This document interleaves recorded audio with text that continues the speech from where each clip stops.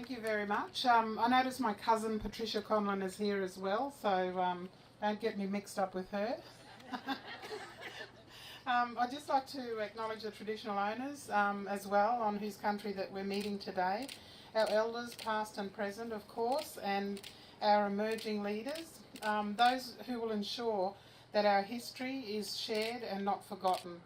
We gather here today to remember our stolen generations, to honour and respect their resilience, strength and survival.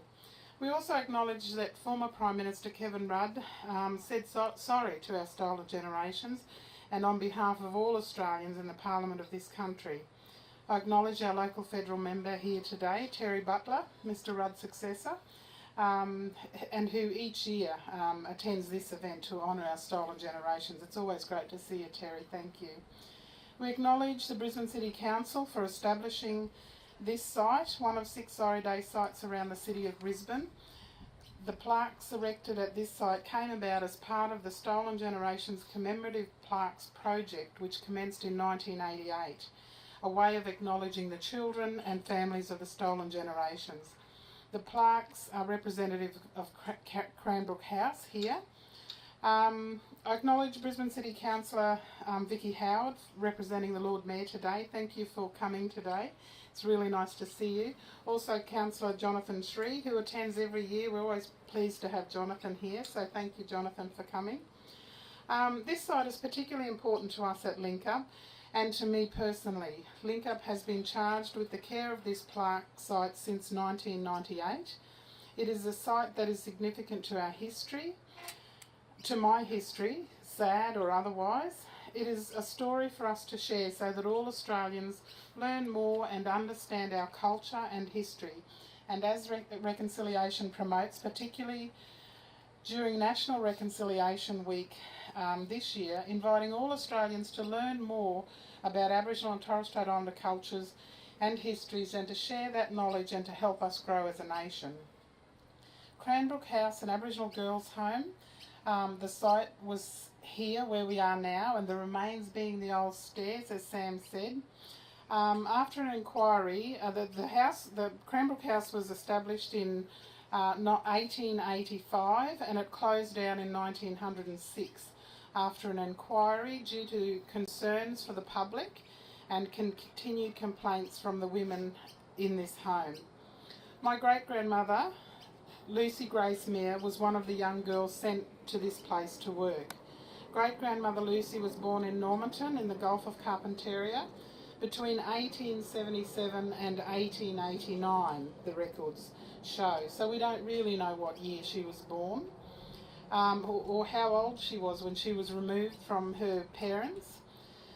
In 1892, great-grandmother Lucy was sent to the care of a school teacher, Mrs Matthews, at Gracemere in Rockhampton.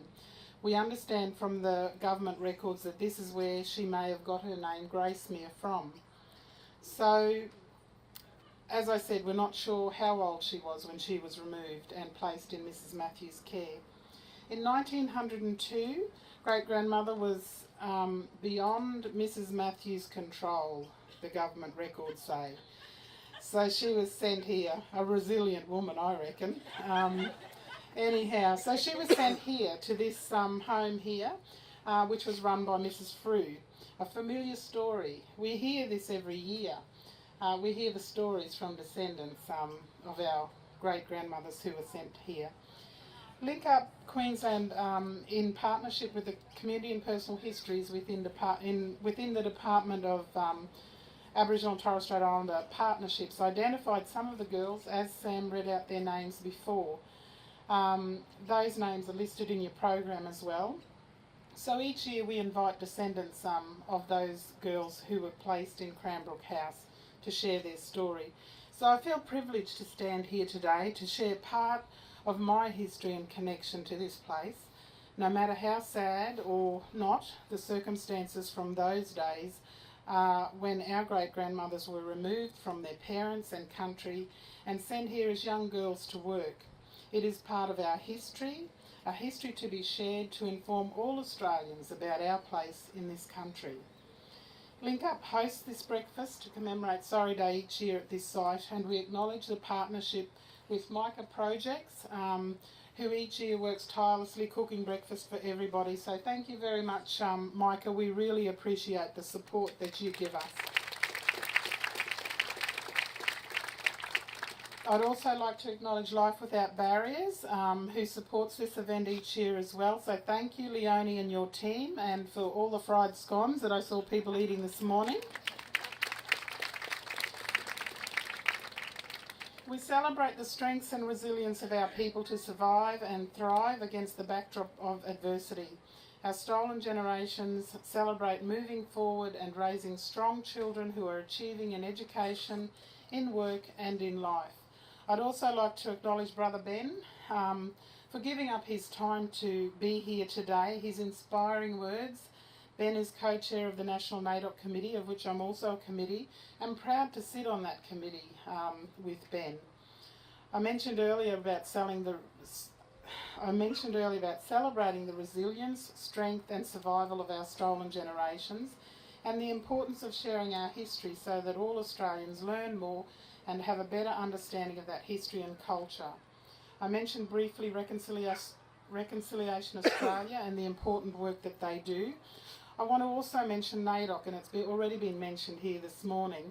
National NAIDOC Week is a time for us as Aboriginal and Torres Strait Islander people to showcase how deadly we really are, and the contributions that we make individually and collectively to society, and stamping our rightful place in this country. Soon in July we will celebrate the local, state and national levels NAIDOC, and this theme, Because of Her We Can, resonated right across the country at all levels of our societies. I think we can reflect on our great-grandmothers who came through this place so long ago and their experiences, and can proudly say, because of her we can. We are proud, we are strong and we are resilient because of her. Thank you very much to our chairman, Sam Watson, and the directors of Link Up for the leadership and wisdom, and importantly to our Link Up staff who do a really, really wonderful job. I have never worked in a place where there's better teamwork than there is at Link Up, so thank you to all of the staff.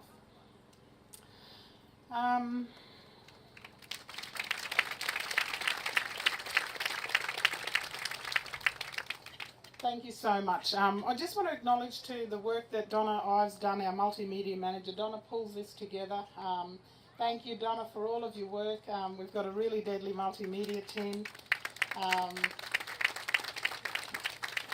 And those wonderful magazines that go out. Our researchers as well, our researchers do a wonderful job trawling through records and pulling together that information so that we can provide that to families and bring them back together again. So thank you very much.